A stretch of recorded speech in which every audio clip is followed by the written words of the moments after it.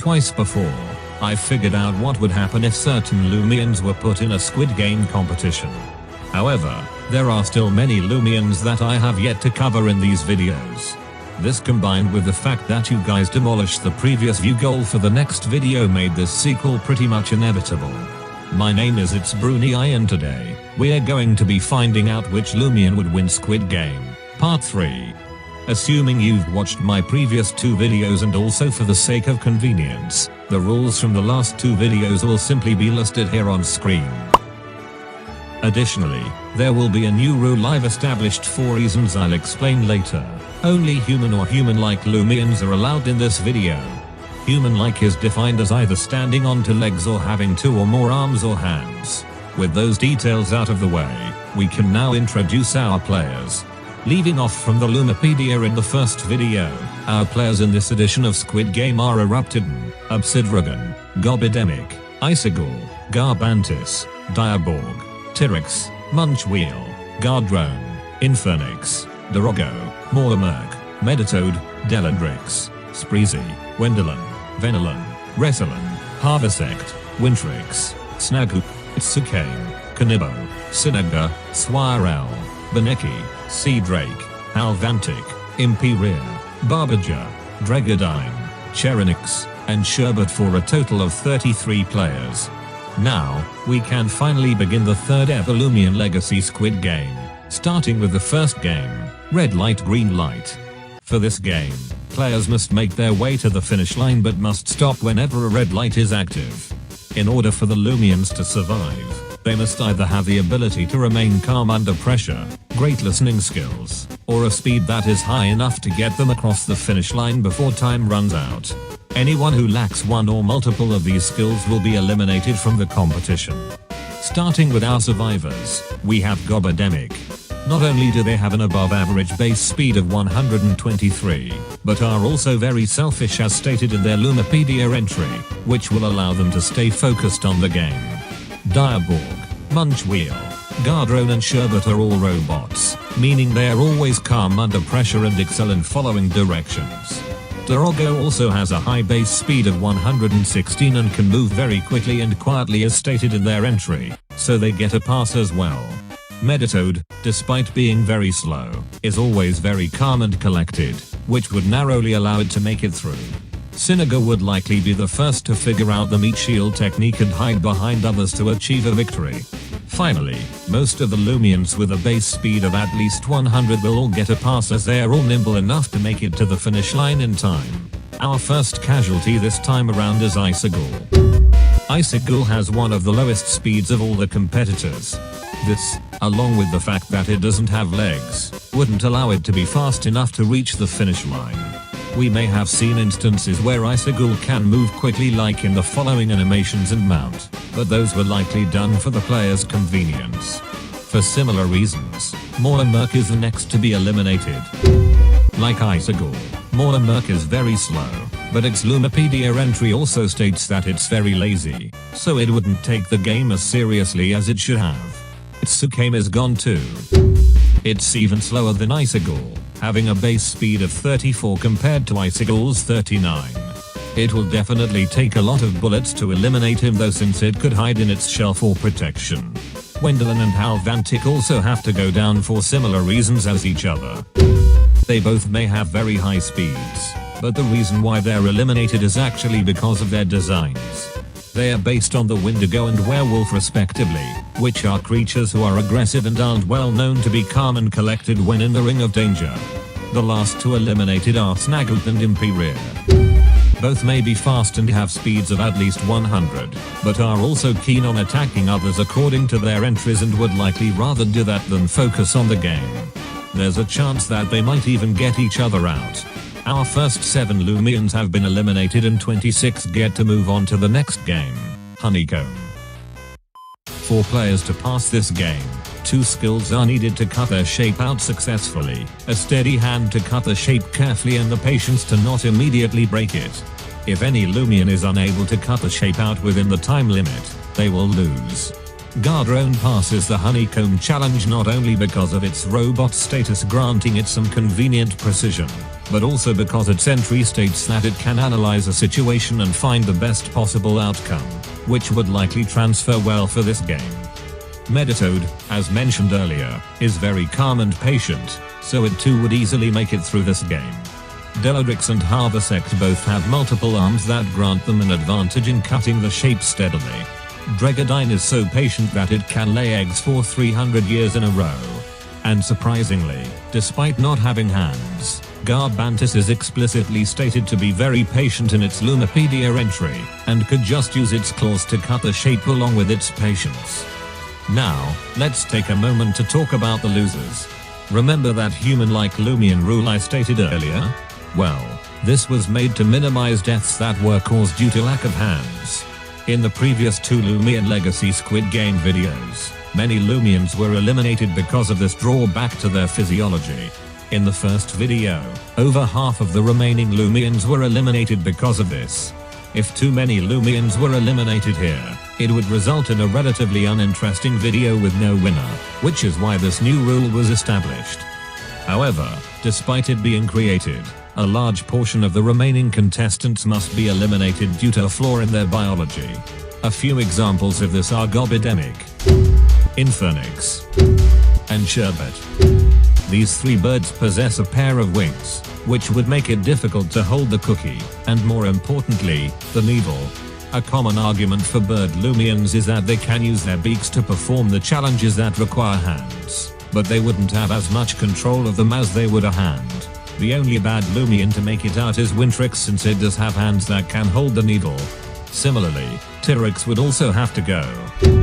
This is due to its small hands, which are stated in the Lumipedia to be incapable of holding things, so it has to use its jaws to perform tasks instead. However, it's unlikely it can use them to successfully trace out the cookie, meaning they are eliminated from the competition. The rest of the Honeycomb deaths are very straightforward, so they will simply be listed in Lumipedia order. Diaborg gets eliminated because it has cannons for hands. Munch will, instead of hands, have a scoop and a cannon. Spreezy may have multiple limbs, but they are very small and stubby. Venolin and Dresselin both have hooves for hands and no fingers. Finally, Canibo's big, meaty claws would make it difficult to hold the objects to steadily cut the candy. A deadly 10 Loomians are eliminated during Honeycomb with 16 left standing. Unlike the previous video, we'll actually be able to witness the Midnight Brawl this time around. Like the previous videos, however, I'd like to take a moment to ask if you could drop a like and subscribe to the channel if you haven't already. It would really help me out if you did, since it motivates me to make more of them. Anyway, let's head back to the video. The Midnight Brawl is a fight that occurs after the Honeycomb game amongst players due to lack of resources. It may not be an official game, but it's included since players were eliminated within it. To survive, Loomians must either have the combat skills to fight their way out or the intelligence to remain hidden from the chaos. Technically, all Loomians are capable of combat, but there are some that stand out more than others. Barbager is the only brawler type that is left standing, so they would naturally have above average combat skills when compared to other Loomians. Meditoad has both the brawn and bulk to fight and the brains to hide, so they too would get a pass. Obsidragon has one of the highest base stat totals in the room of 610 and can both deal damage and tank direct hits extremely well. To end off the Loomians that will fight to survive, Eruptidon and Wintrix both have Lumipedia entries that detail ways they can deal significant damages to their opponents. For our hiders, we have Dorogo, whose entry states how it can stay undetected while stealing, Sinaga, who will hide whenever they feel threatened by something, and Swirel because of its small size and the fact that it can fly to avoid attacks. Despite doing so well in the first 2 games, Gardrone is the first to be eliminated in the brawl. This is because all of Gardrone's moves, except the weak 50 base power melee move Bash, are either tutor moves or moves learned through move manuals, which are, if you read the rules, against them. Its large size also wouldn't allow it to hide significantly, which makes it a very easy target. Harvesect would also be eliminated. It has a unique ability called Life Force, which makes its moves cost health instead of energy. If it uses too many moves, then it would lose too much health in order to stay alive. This ability, along with its glowing arms making it difficult to hide, also makes Harvesect an easy target. The last two eliminated in the Midnight Brawl are Deladrix and Seadrake. These two are tied for having the most weaknesses of the remaining Loomians, which is 5, and while Meditoad is tied with them as well, it was mentioned earlier that they would survive thanks to its intelligence. Deladrix and Seadrake on the other hand, lack that intelligence, and would likely put up a good fight, but would be eliminated pretty quickly thanks to their many weaknesses. 12 Loomians are left to enter the next game, Tug of War. In order to win Tug of War, one must either have the physical strength to pull their rope to the other side, or have the teamwork skills to work well with other players. We won't be splitting up our players into teams unlike in the show, but will rather judge them based on these two previously mentioned skills. Once again, Barbogia passes because of its brawler type, which grants it some very useful physical strength. Eruptidon, Meditoad, and Siniga are all physically buff and strong Loomians despite not being brawler types, and Meditoad specifically can use its intelligence to come up with strategies for their team. Finally, while Dorogo's ability to steal may make it sound selfish, it does it to feed its young ones, which makes it more of a team player than a thief. Several Loomians are eliminated during Tug of War, and it shouldn't be a surprise that Garbantis is one of them. While it was able to make it through Honeycomb thanks to its patience despite not having hands, this one requires them along with a physical grip much more than that game. No matter how patient Garbantis can be, it's impossible to see it make it out of this one with one player short on their team. Similarly, Swirl also has to go. Swirl may have hands unlike Garbantis, but its small size puts it and its team at a huge disadvantage since they lack the physical strength to pull the rope effectively. Dregadine would also be eliminated here. Similar to Garbantis, Dregadine's tiny hands would make it difficult to hold or pull the rope. Also like Garbantis, it was able to make it through the second game due to how patient it is, but had to meet its demise in this one. Our final two eliminated in Tug of War are Wintrix and Bonecki.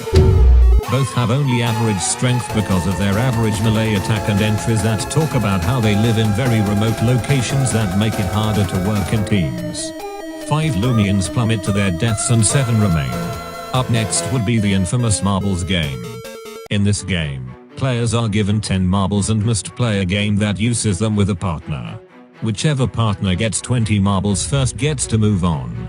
Like in Tug of War, we won't be splitting Loomians in 2 pairs and instead judge them based primarily on their manipulation skills, but also their skills in the marble games themselves and whether or not they will sacrifice themselves for their partner. However, they aren't allowed to use physical violence to gain their opponent's marbles, or else they will be eliminated. One Loomian that does very well in marbles is Dorogo. I subtly mentioned earlier that it's skilled at stealing, and would likely do what player 218 did in the show and steal their partner's marbles. Meditoad may not be the most manipulative, but its intelligence and patience would allow it to outsmart its opponent and do well in the actual marble games. Our final standout is Cheronix, who is the most manipulative of all the Loomians left since it can lure lost souls with its glows. The first Loomian to lose this round, mainly by process of elimination, would be Eruptidon. Its sentry details how it uses physical violence to solve its problems, specifically how it wrestles with others to assert their dominance. Given how long the games have lasted so far, Eruptidon would have very little patience left to play the games and would rather break the no violence rule by attacking their partner or a staff member. Next to be eliminated is Siniga. Siniga is one of 2 Loomians that can be considered easy to manipulate. Since it doesn't know how large it is, it can be inferred that Siniga is very clueless, leading to it to easily be tricked into losing their marbles like player 199 in the Squid Game show. The only other Loomian that's easy to manipulate and the one that ends this section is Barbogia. Their entry says that it lives in woods and practices their battle techniques with trees. While this does make them a great fighter, those skills are pretty much useless in this game. The fact that it lives in a remote location is the main reason why they're easy to manipulate because it prevents them from knowing how to interact with others and knowing what marble games are. A few are down and out and 4 are left to enter the penultimate round, Glass Bridge. This game, as the name states, Requires players to traverse a bridge of glass panels without stepping on the wrong one. It can be difficult to figure out which order the Loomians would select their numbers, but those who are more likely to go last or can tell the glass apart are more likely to survive. Therefore, the Loomians who are at the front or in the middle are the ones more likely to fall off the edge. Our first death belongs to Obsidragon. Because of how bland Obsidragon's personality is, they wouldn't be smart enough to be near the back, and instead, be somewhere in the front or in the middle, which isn't enough to save them. Additionally, they're also very bulky and heavy, weighing at 295 pounds, which would make it difficult to move across the bridge. The only other death before the final round is Tarago. Tarago actually could have made it through this game, since its entry reveals that it's skilled at keeping a low profile, and that would lead it to go dead last. However, it's also shown to have a softer side since it only steals to feed its young. This can result in it intentionally going earlier to sacrifice itself for the remaining Loomians. Speaking of remaining Loomians, our finalists this time around are Meditoad and Cheronix. Meditoad survives because, as demonstrated by previous Squid Game videos before, Mind-type Loomians are so intelligent and patient that they can potentially tell the glass apart. Cheronix is the most manipulative of the remaining Loomians to get someone like Meditoad or even Tarago to go before them. This allows them to be near the back, which is crucial to surviving this game. Our two finalists are ready to go to battle it out in the titular Squid Game. To determine the winner of the Squid Game, we'll be looking at exclusively the finalists' combat skills and battle prowess. This means that they will be able to use their Loomian powers, such as moves, types, abilities, and base stats, but still aren't allowed any outside weapons, tutor, or ally moves or held items. Compared to the previous two winners, this final round is much more one-sided. The final Loomian to be eliminated in this edition of Squid Game is Meditoad. This is, ironically enough, because of Meditoad's mind typing. While it has been useful to it in the previous rounds by granting it some intelligence and patience, in battle, Cheronix has stab super effective damage against it, and it would only take Cheronix a couple of apparitions or spectral bursts before Meditoad went down. Additionally, Cheronix also only has one weakness, which is metal, and without a single metal type move in Meditoad's level up moveset, along with it not being metal type, it ultimately wouldn't stand a chance against a much worthier opponent. With their manipulation skills and type advantage against their opponent, the winner of the third ever Squid Game is, much to my surprise, Cheronix. What makes it so surprising is that this is the first winner to not be Pop Mind nor Brawler type, since those are the two types of Loomians who typically do very well in Squid Game. But, did you agree with my rankings? Is there a certain Loomian you think should have won? What other Loomian Legacy Squid Game videos would you like to see? Let me know in the comments below and I might be able to use your ideas in the next video. I should also mention that I'd like to take a small break from this series because I want to work on a video on my second channel that applies this Squid Game concept to Pokémon, but once that video is done and up, I'll return to making Loomian Legacy Squid Game videos.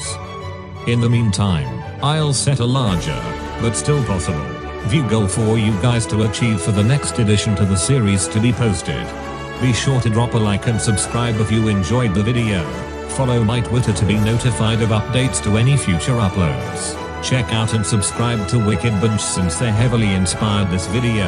And subscribe and turn on the notification bell on for my second channel if you'd like to see my Pokémon Squid Game video. That's